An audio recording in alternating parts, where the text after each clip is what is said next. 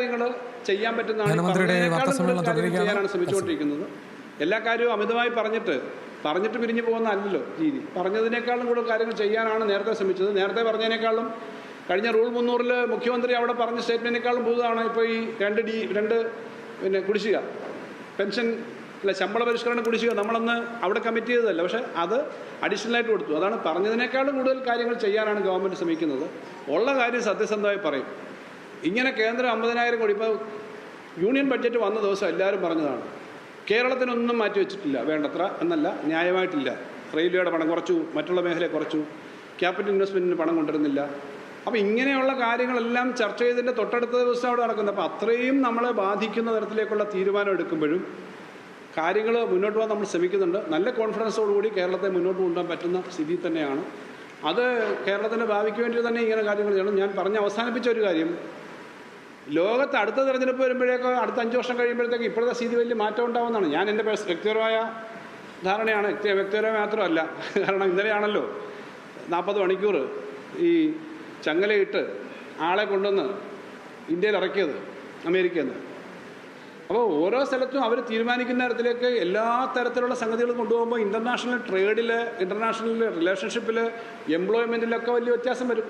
അപ്പോൾ ഇന്ത്യക്കകത്ത് നമുക്കൊരു പോസിറ്റീവായ കാര്യമുണ്ട്, നമുക്ക് വലിയൊരു മാർക്കറ്റുണ്ട്, നമുക്ക് ധാരാളം ജനങ്ങളുണ്ട്, ധാരാളം എഡ്യൂക്കേഷനുള്ള ആളുകളുണ്ട്. അപ്പോൾ അവർക്കൊക്കെ തന്നെ ഇവിടെ ഡെവലപ്പ് ചെയ്ത് നമുക്ക് സെൽഫ് സഫീഷ്യൻ്റായിട്ട് നിൽക്കാൻ പറ്റുന്നൊരു രാജ്യമാണ് നമ്മുടെ. അതനുസരിച്ചിട്ട് എക്കണോമിയെ സ്ട്രെങ്തൻ ചെയ്യുന്നതിനൊക്കെ ഉള്ള കാര്യങ്ങളെല്ലാം ആലോചിക്കേണ്ട ഒരു ഘട്ടമല്ല, അത് ചെറിയൊരു കാര്യമല്ല. അങ്ങനെ ഒരു കാര്യം കൂടി പറഞ്ഞാണ് അവസാനിപ്പിച്ചത്. ആ തരത്തിൽ ഭാവിക്ക് വേണ്ടിയിട്ട് ഉള്ള കാര്യമാണ്. കപടമായ കാര്യങ്ങളോ ഇല്ലാത്ത വാഗ്ദാനങ്ങളോ നടത്തുന്നതല്ല, പറഞ്ഞ കാര്യങ്ങൾ എപ്പോഴും നടത്താൻ ശ്രമിക്കുന്ന തരത്തിൽ തന്നെയാണ് ഞങ്ങൾ ഇക്കാര്യത്തെ കണ്ടിട്ടുള്ളത്. ഞാൻ വ്യക്തിപരമായും അത്തരം ഒരു കാര്യത്തിൽ തന്നെയാണ് ശ്രമിക്കുന്നത്. കൂടുതലും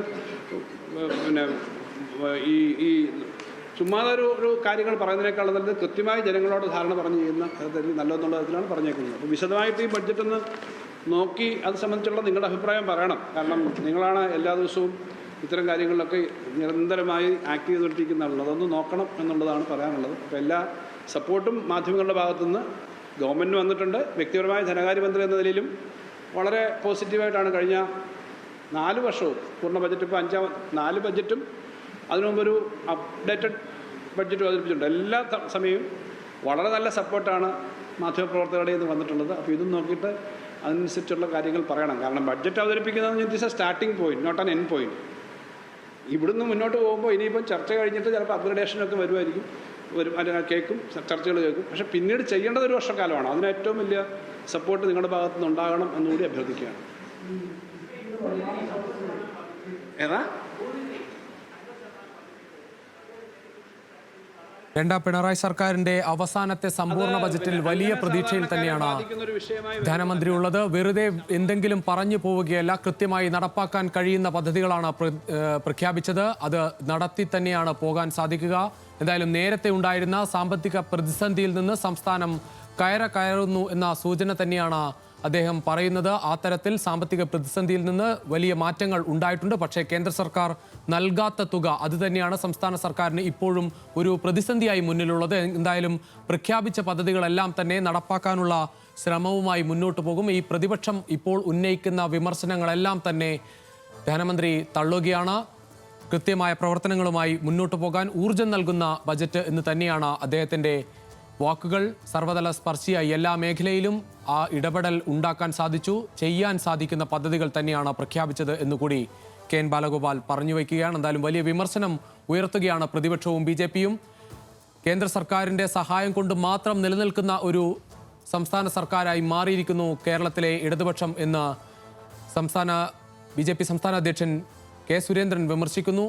അതോടൊപ്പം ധനമന്ത്രി ഇന്ന് പ്രഖ്യാപിച്ച ബജറ്റിലെ മിക്ക പ്രഖ്യാപനങ്ങളും അത് കേന്ദ്ര സർക്കാർ പദ്ധതിയുടെ ചുവട് പിടിച്ചാണ് എന്നും BJP വിമർശിക്കുന്നു.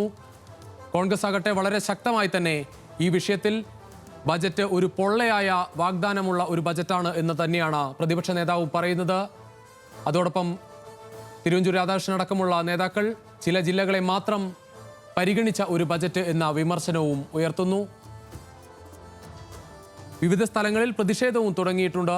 വിവിധ സംഘടനകൾ സംസ്ഥാന സർക്കാരിൻ്റെ ബജറ്റിനെതിരെ ബജറ്റ് പ്രഖ്യാപനം, അത് സർക്കാർ ജീവനക്കാർ അടക്കമുള്ള ആളുകൾ പ്രതിഷേധം തുടങ്ങിയിട്ടുണ്ട്. പക്ഷേ ബാലഗോപാലിന്റെ ബജറ്റ് സംസ്ഥാന സർക്കാരിലെ ജീവനക്കാർക്ക് ഗുണമാകുന്ന തരത്തിലുള്ള ചില പ്രഖ്യാപനങ്ങളോടെയാണ് ബജറ്റ് ഇന്ന് തുടങ്ങിയതെന്നതും ശ്രദ്ധേയമാണ്. എന്തായാലും മികച്ച നിലയിൽ തന്നെ ഈ പ്രഖ്യാപിച്ച പ്രഖ്യാപനങ്ങളെല്ലാം തന്നെ ബജറ്റിലെ പ്രഖ്യാപനങ്ങളെല്ലാം നടപ്പാക്കാൻ സാധിക്കുമെന്ന പ്രതീക്ഷ തന്നെയാണ് ധനമന്ത്രി വച്ചുപുലർത്തുന്നത്.